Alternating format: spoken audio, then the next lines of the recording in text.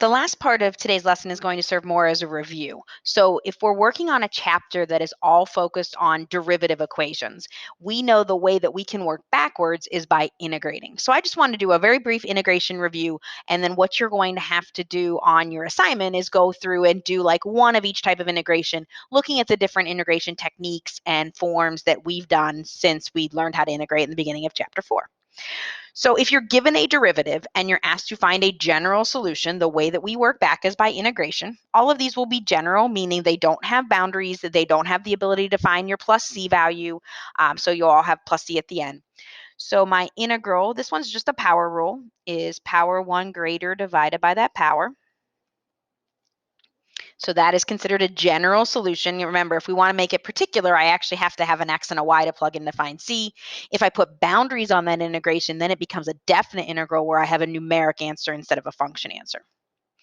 The second one's a u sub. We did a lot of different u subs at the end of chapter 4 and at the beginning of chapter 5. Your u is what's in parentheses because it's what's being taken to a power.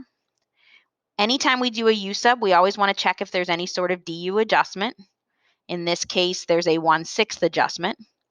And then we want to look at what form it's in. Many of them are power rules. That's what this is. We did some that were also du over u. We did inverse trig. So we did a variety.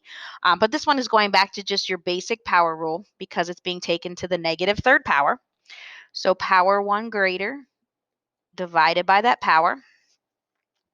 I'm going to move my negative exponent down. I'm going to clean it up a little bit. So I get negative 1 over 12. And then I'm going to put my u back in. It is in the bottom because it's a negative exponent and it is being squared. So those were some of our polynomial u substitution that we worked with. The third one involves an algebra technique. If you think back to the beginning of integration, we talked about how algebra really is what makes integration possible. So doing things like simplifying first makes it easier and sometimes makes it even possible.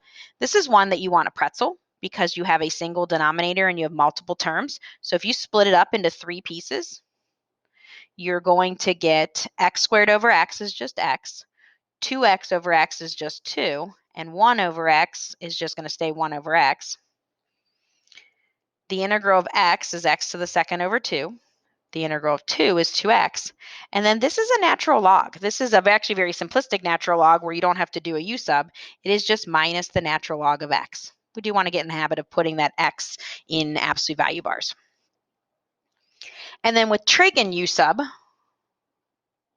we did this also at the end of chapter 4. U is often the angle, not always, but most times. We're going to divide both sides by 4 to get a 1/4 adjustment. And then this is a cosine integration. The integral of cosine is sine. It is positive. So you get 1/4 the sine of 4x plus c. So you're going to notice that as you finish this assignment, you're going to practice the variety of integration techniques. So it's a great time to kind of practice some of those skills with the AP test coming up and some of those different techniques we use for integration.